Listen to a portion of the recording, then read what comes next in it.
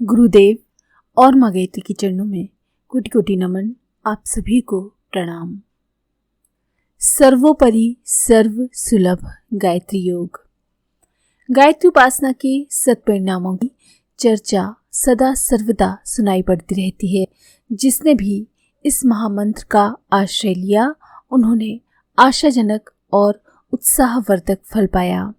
प्राचीन काल में भी ऐसी अनेकों महत्वपूर्ण घटनाएं घटित होती रही हैं, जिनसे ये प्रमाणित होता है कि गायत्री उपासना साधारण से साधारण और असाधारण से असाधारण समस्याओं को सुलझाने में एक चमत्कारी उपाय की तरह सत्परिणाम उत्पन्न करती रही है।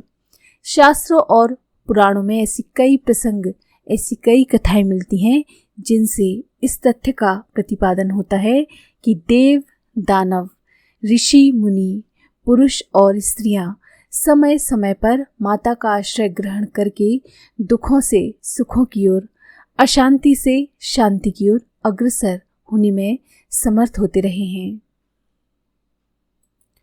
अनेक देवताओं, भक्तों और महापुरुषों ने भी अनेक अनुभवों की चर्चा इसी प्रकार की है, जिससे गायत्री की महिमा की भी महत्ता का प्रतिपादन होता है और तथ्य का समर्थन भी होता है कि इस कल्प वृक्ष के नीचे बैठने वाले की कामनाएं पूर्ण होती हैं। इस कामधेनु का पायपान करने वाला सदैव अत्युक्तियों की क्षुधा से छुटकारा पाकर पूर्ण रूप बना रहता है। ये उदाहरण हमारी श्रद्धा को जागृत करते हैं और प्रेरणा देते हैं कि उपासना में तथा जीवन साधना में उन तत्वों का समावेश किया जाए जिनका प्रतिपादन गायत्री तत्व ज्ञान के अंतर्गत हुआ है।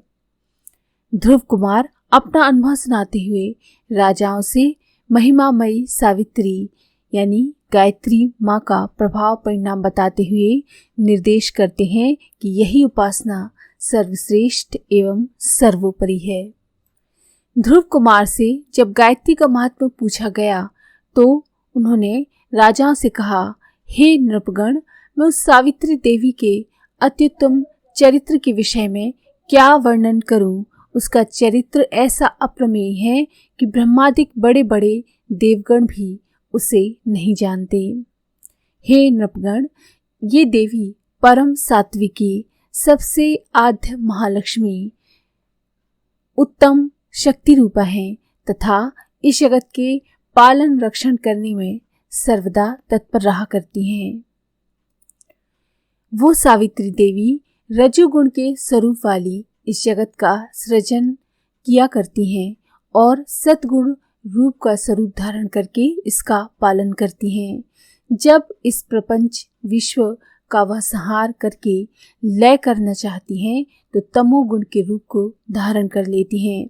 इसके सर्वदा गुण संपन्न स्वरूप माने गए हैं। इसका जो निर्गुण स्वरूप है उसमें परम शक्ति है और समस्त कामनाओं के फलों को प्रदान करने वाला है। हे नृपोत्तमगण, ब्रह्मा आदि सबका ये कारण स्वरूप है। हे नृपगण, इसका निर्गुण स्वरूप तो बड़े बड़े योगियों के द्वारा भी नहीं जाना जा सकता। जिसकी इच्छा से प्रजा का स्वामी ब्रह्मा इस संपूर्ण विश्व का सृजन किया करते हैं तथा भगवान हरि अनेक अवतार धारण करते हैं।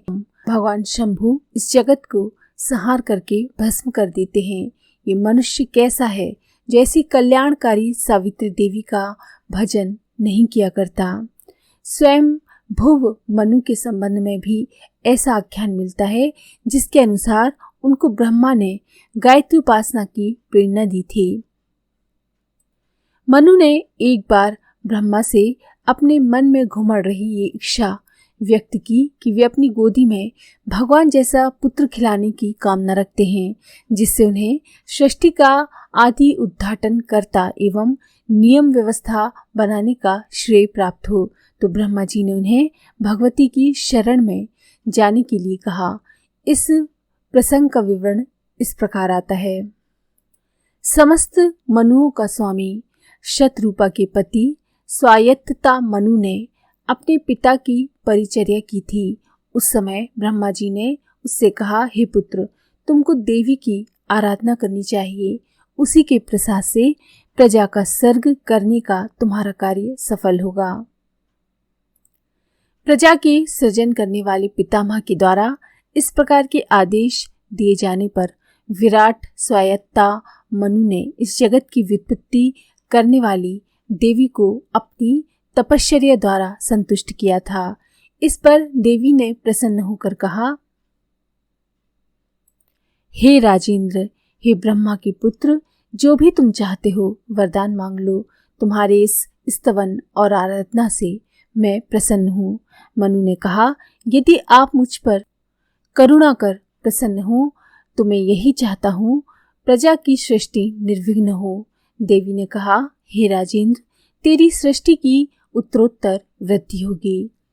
दानवों से उत्पीड़ित होकर देवताओं ने भी अपनी रक्षा के लिए इसी आद्य शक्ति का आश्रय ग्रहण किया था।